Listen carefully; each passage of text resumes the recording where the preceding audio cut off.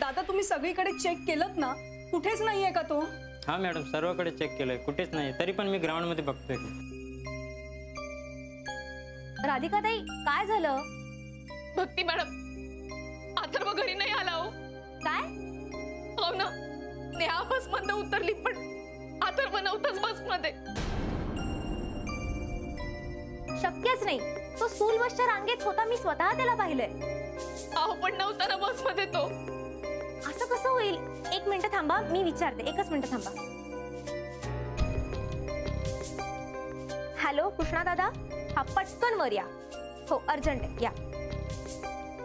हे बघा, आपण त्यांना विचारूयात, तो असेल कुठेतरी. नाही पण भक्ती मिस, तो या बस मध्ये चढला नसेल तर दुसऱ्या बस मध्ये असेल ना. हो हो असू शकतं ना, असू शकतं. आपण त्यांना विचारूयात ना. हा काय झालं मॅडम? कृष्णा दादा, अथर्व सुभेदार बस मधूनच घरी गेला ना? हो मॅडम, ते सांगायचं राहूनच गेलं, कारण त्याचे बाबा आले होते, तो त्यांच्याबरोबर गेला.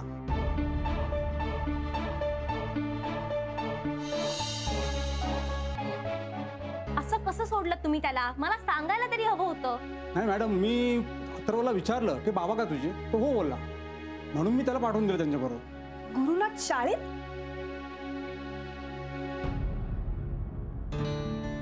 बरं जरा बाई, जीव भांड्यात पडला. अगं पण याला काही अर्थ आहे का राधिका?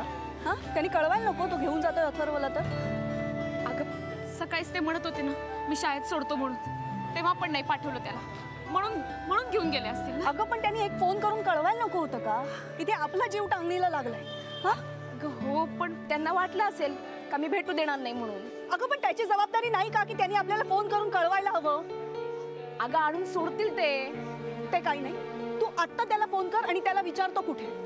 अगं रेवती, फोन कर. बर.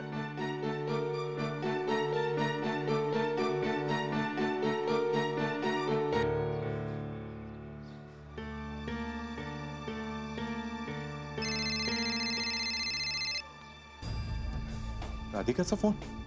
तिला कळलेलं दिसतंय अथर्व माझ्यासोबत आहे. तिचा फोन घेण्यापेक्षा अथर्वला घरी पोहोचवलेलं बरं, नाहीतर परत कटकट करत बसेल.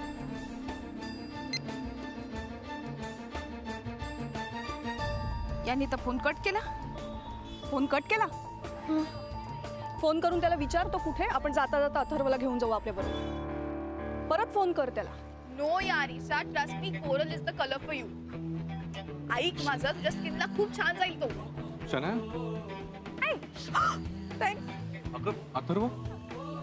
Isha wait, I call back. अरे खेळत असेल तो तिकडे. खेळत असेल म्हणजे? तुला लक्ष द्यायला सांगितलं होतं ना मी. चल ना, असेल तिकडेच. अथर्व. शना, अगं कुठे आहे तो? नाही आहे इथे. आय डोंट नो, इथेच खेळत होता. अगं पण तू त्याच्याकडे लक्ष द्यायचं सोडून तू फोनवर काय बोलत बसलीस यार?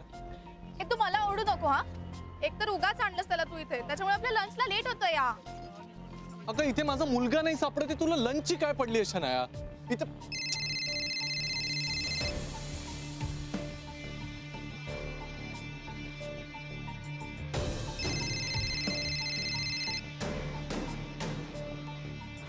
काय झालं राधिका? कुठे अथर्व? कुठे हरवलाय तो? अगं सांगशील का जरा, काय झालंय? कुठे आहे तो? गुरु कुठे आहे? शनाया, मी ना अथर्वला तुझ्या भरोश्यावर सोडायलाच नको होत. ठीक आहे ना, एवढा काय इश्यू करतोय? सापडेल तो. असा कसा सापडेल? किती वेळ झाला त्याला शोधतोय पण नाही सापडत आहे ना. ओके ओके, काम डाऊन, आपण पुढे शोधूया. चल.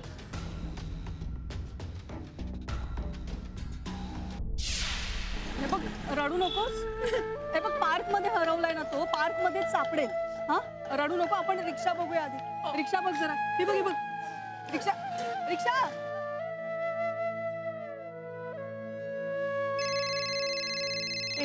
हा नानीजी. काय ग, सापडला ना अथर्व? शाळेतच होता ना? नेहानी सांगितलं मला तो बसमध्ये नव्हताच म्हणून. असा कसं बसमध्ये नाही चढला तो? नानी, अहो एक मोठा घोळ झालाय. काय झालंय?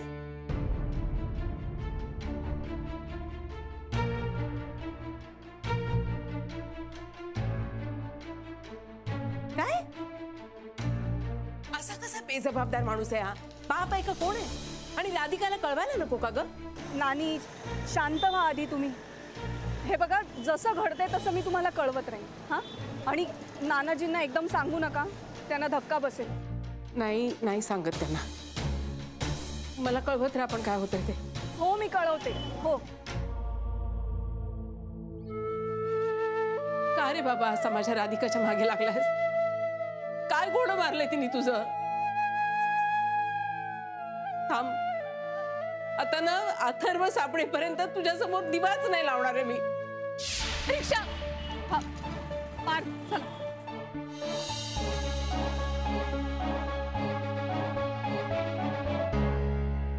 हे घे, नेहाची बावली फर्स्ट क्लास गिफ्ट पॅक करून आणलेली आहे. चल तू आता आटप लवकर, नाही तर रेवती आणि राधिका चिडायची आपल्यावर. चल. हे काय तू काय असा चेहरा पडून बसलेस? काय झालं? समिताशी वाजलं परत? हो, अथर्व हरवलाय.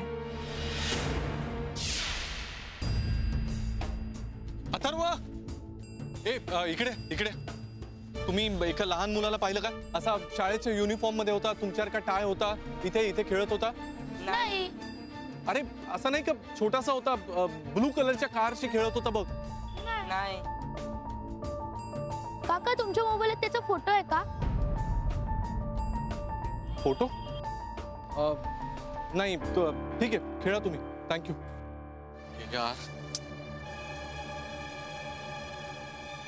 कुठे गेला अथर्व? असा कसा हरवला तो? शांत हो राधिका, काही होणार नाही त्याला. डोंट वरी. कशी शांत हो?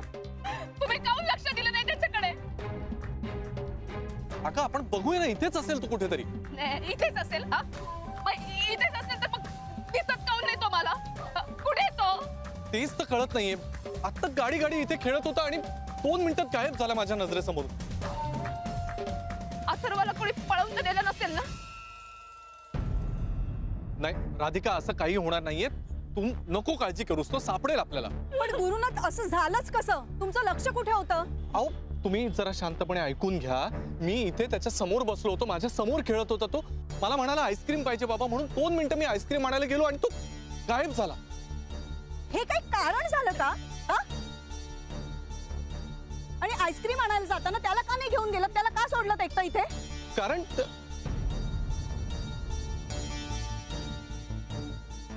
काय कारण आहे?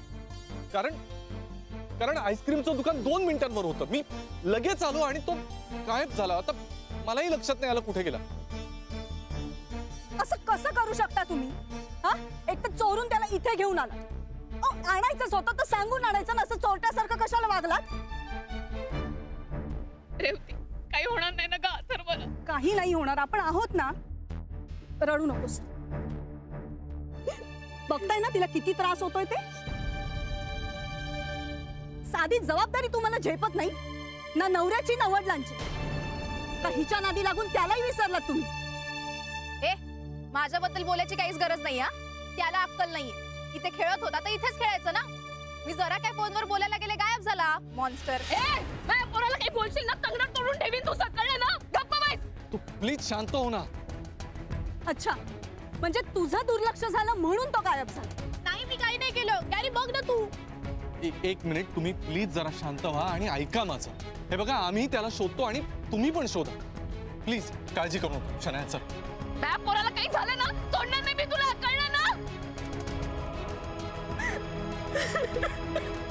राधिका, ये बस बस.